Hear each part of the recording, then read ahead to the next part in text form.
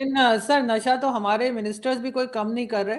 जिस तरह के स्टेटमेंट देते हैं, अभी मुसद्दिक मलिक साहब ने कहा कि जी वह सऊदी अरब जो है वो 22 बिलियन डॉलर जो है इन्वेस्ट करने जा रहा है, यूएई जो 24 बिलियन डॉलर हमारे पास आने वाले हैं, और हम अमेरिका को पीछे छोड़ जाएंगे, सारी कंपनीज हमारे यहाँ आ जाएंगी। तो लोग यही उनको वहां ट्विटर पे लिख रहे हैं कि आखिर क्या पी के वो बैठे हैं। लेकिन सर साथ ही तो स्वागत है आपका पाक मीडिया की एक और लेटेस्ट डिबेट में, जिसमें साजिद तरार साहब और आरजू काजमी जी ने बहुत ज़बरदस्त विश्लेषण करते हुए सीपैक के बारे में और पाकिस्तान के जो मंत्री अब जो सस्ता नशा करके बैठे हैं और अनर्गल अनाप शनाप बातें कर रहे हैं, जैसे कि सऊदी अरब और बहुत से यूएई जैसे देशों से जो मोटी भीख आएगी, उसके बाद कहीं ना कहीं पाकिस्तान की इंडस्ट्री एकदम बूस्टअप हो जाएगी और अमेरिका जैसे देश को भी पीछे छोड़ने की तक की बातें कर रहे हैं। तो कैसे आज पाकिस्तान के मंत्रियों ने सस्ता नशा करके इस डिबेट में साजिद तरार जी ने इनकी धज्जियां उड़ा के रख दी और सीधा सीधा कहा है कि इनके सस्ते नशे पाकिस्तान की आवाम की चीखें निकलवा रहे हैं, क्योंकि आने वाले समय में कहीं ना कहीं अगर देखा जाए तो ये सारा का सारा भुगतना सिर्फ और सिर्फ आवाम को पड़ेगा। दूसरी तरफ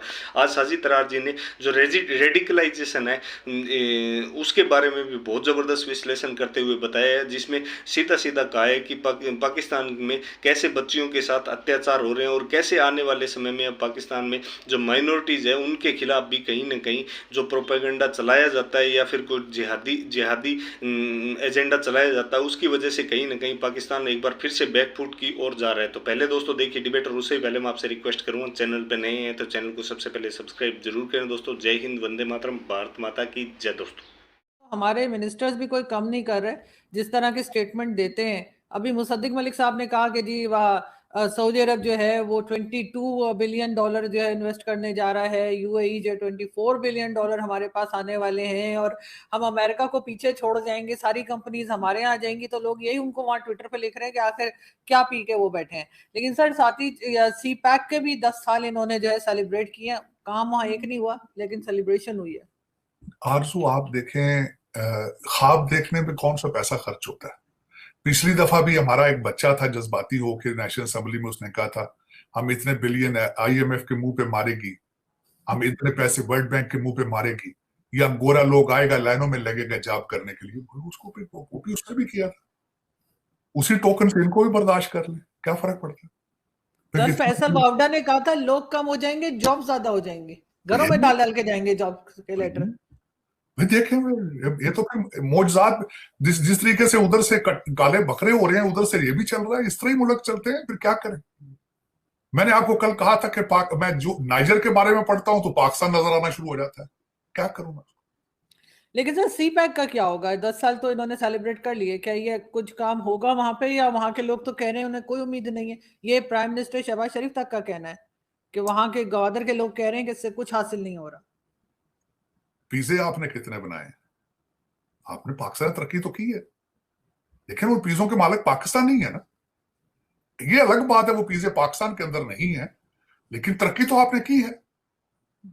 चाइनीज को भी पता होगा, चीखते हैं आज भी वो। कई दफा उन्होंने अपने एम्बेसी बंद करने की कोशिश की है पाकिस्तान से एहतजाज में। चीख रहे हैं वो, पछता रहे हैं कि हमारे साथ क्या हुआ। यकीन करें कि मुझे बड़ा अरसा पहले जब ये शुरू हुआ था तो मुझे एक दफा एहसास हुआ।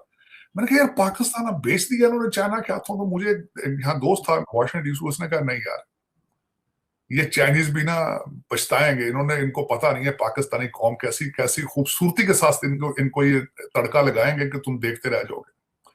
और इन्होंने फिर थोड़े दिनों बाद ही पता चल गया कि 26 बिलियन डॉलर वो एक बंदा जो था, बल्कि अमीरुल मोमिनीन के सामने बैठा, तो उसने हाथ से लिखकर रसीदें दी। उन्होंने कहा नहीं, ये सादिक और अमीन है, ये बिल्कुल ठीक है, इसको कोई प्रॉब्लम नहीं। एक हाथ में उनके तस्वीर थी और सामने उसकी तस्वीर मैंने देखी, तस्वीर पढ़े और पेपर देख रहे थे अमीरुल मोमिनीन अपने ऑफिस में, और उसके ऊपर सारे यहाँ लोगों ने, वो एक बंदा यहाँ पे जर्नलिस्ट परमानेंट भाग के आ गया जिसने वो सारी रिपोर्ट की है। यहाँ आज भी वो अभी भी यूट्यूब पे मौजूद है, नूरानी मेरा ख्याल नाम उसका। उस बंदे ने एक एक चीज निकाल के सामने रखी उसकी, लेकिन अमीरुल मोमिनी ने कहा ये झूठ बोल रहा है, ये सारा, ये तो एक बहुत ईमानदार आदमी है। लेकिन आरजू देखें, मैं हमेशा ये कहता रहूंगा, हर चीज से बच जाएंगे, करप्शन से नहीं बचेंगे। और करप्शन इस वक्त आपकी इतने अरूज पे जा चुकी है, इतने अरूज पर है, हर बंदा लूट रहा है और आराम के साथ, आराम से वो थैले डॉलरों के भर भर के बाहर ला रहे हैं।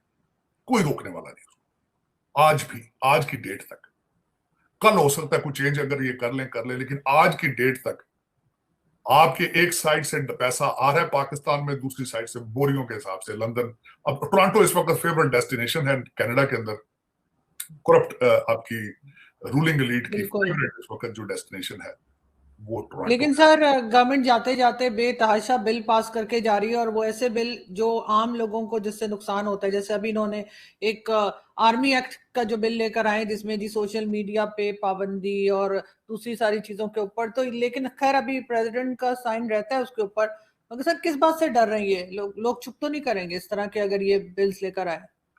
लेकिन उस बिल का मकसद ये था कि इलेक्शन के दौरान, कैंपेन के दौरान आर्मी को इसमें ना लाया जाए, उसका ये था। लेकिन देखें डेवलपिंग कंट्रीज जो होते हैं उनके अंदर हर चीज पॉसिबल है। देखिए आपका इंटरनेट बंद कर दिया जाता है, आपका क्या ख्याल है? कबूतर बिल्ली को देखकर आंखें बंद करे तो बिल्ली चली तो नहीं जाती ना। इंटरनेट बंद करने से आपका क्या ख्याल है? लोग छुप जाएंगी चीजें।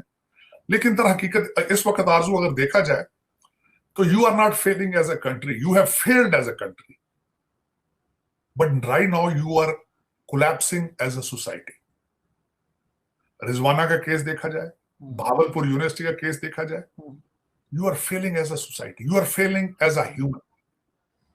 आपको अब मेरे ख्याल में, मैं पहले समझता पहले जोर देता रहा हूं इस चीज पे, पाकिस्तान बनने की कोशिश करें, पाकिस्तानी बनने की कोशिश करें। मेरे ख्याल में इस वक्त तो आपको इंसान बनने की कोशिश करनी चाहिए। बिल्कुल। पाकिस्तान के अंदर मैं जब रिजवाना का मैं थोड़ा सा बताना चाहूंगा, हर रूलिंग एलीट के हर के घर के अंदर 10-10 रिजवाना बैठी। अब वो 14 साल की बच्ची है, उसको हमारे सिविल जज साहब इस्लामाबाद के अंदर उनकी वाइफ ने चोरी पे सजा देने की कोशिश की। 14 साल की बच्ची की दोनों बाजू तोड़ दिया उसने डंडों के साथ,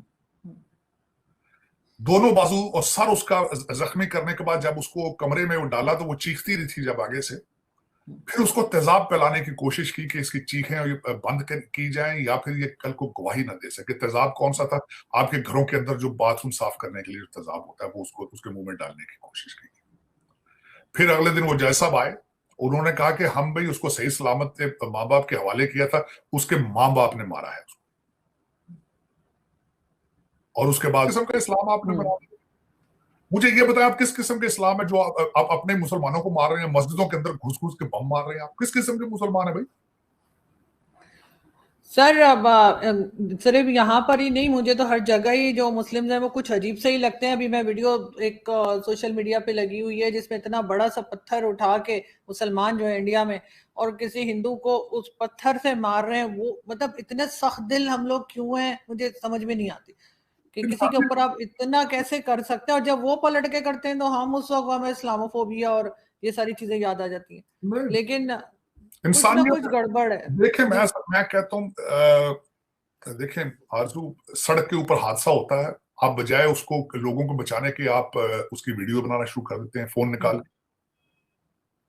लड़की रेप हो रही होती है बाजार के अंदर, लोग वीडियो बना रहे होते हैं, उसको बचा नहीं रहे होते। बिल्कुल, ये इंसानियत है, ये मजहब नहीं, इसका इंसानियत के साथ रिलेशन। आप जब अगर आप इंसान ही नहीं है तो आप अच्छे मुसलमान, अच्छे हिंदू किस तरह बन सकते हैं? बिल्कुल ऐसे। अगर आपके दिल में इंसान, किसी लिविंग चीज के लिए, इंसान को छोड़ दें, किसी जानवर के कर लें, अगर आपके दिल में उसके लिए रहम या प्यार नहीं है तो वो आ रही हो। आप में और इंसान में और जानवर में क्या फर्क है? जानवर भी बेहतर होते हैं सर, जानवर भी बेहतर होते हैं। मैं तो चीजों, देखिए मजहब बाद में आता है, आपको इंसान पहले होना चाहिए। और अगर मैं आज एक और सर्टिफाइड बात करता हूं, आपसे करना चाहूंगा, बल्कि आरजू, अगर आप किसी दूसरे इंसान से प्यार करने की सलाहियत नहीं रखते, उसकी इज्जत करने की सलाहियत नहीं रखते, this is regardless who you are, you are not a decent person, you are not a decent human. हमारा एक दूसरे के सबसे साथ रिश्ता सबसे पहला दुनिया में ये है कि हम इंसान हैं, एक दूसरे का दर्द समझने की सलाहियत रखते हैं, एक दूसरे से प्यार करने की सलाहियत। अगर ये दो चीजें अगर प्यार नहीं कर सकते आप एक दूसरे के साथ, regardless whoever you are, you are worthless. Regardless आप क्रिश्चियन है, हिंदू हैं, मुसलमान है, जो कुछ भी हैं, you are the worst. Regardless आप, मेरे ख्याल में आप काबिल इज्जत नहीं है, आपका you are not worth even then wasting time और वर्थ डूइंग एनीथिंग। कोशिश ये करें, मैं हमेशा ये कहता हूँ, ये मेरी सारी जिंदगी तक का तजर्बा है, मैंने सारे मजहबों के बारे में पढ़ा है, उसका सेंटर द सेम है, प्रीचिंग सेम है, इस्लाम, हिंदुइज्म, जूदाइज्म, क्रिश्चियनिटी, सिखिज्म, हर चीज यही कह रहा है कि एक दूसरे से प्यार करो, एक दूसरे की इज्जत करो, माँ बाप की इज्जत करो, नेचर की इज्जत करो। हर मजहब यही कह रहा है। तो अप्लाई नहीं कर रहे हैं, आप अपनी अपनी मर्जी से उसको ट्विस्ट दे रहे हैं। मैं अच्छा हिंदू हूं, मैं अच्छा मुसलमान हूं, ये कैसे बन जाओगे यार अच्छे हिंदू या अच्छे मुसलमान, अच्छे क्रिश्चियन, जब एक दूसरे से प्यार करना नहीं सीखोगे? तो मेरे ख्याल में तो that is a fundamental thing. एक दूसरे से प्यार करना चाहिए, एक दूसरे के साथ इज्जत करनी चाहिए। रिलीजन आपका पर्सनल मैटर है आरज़ू।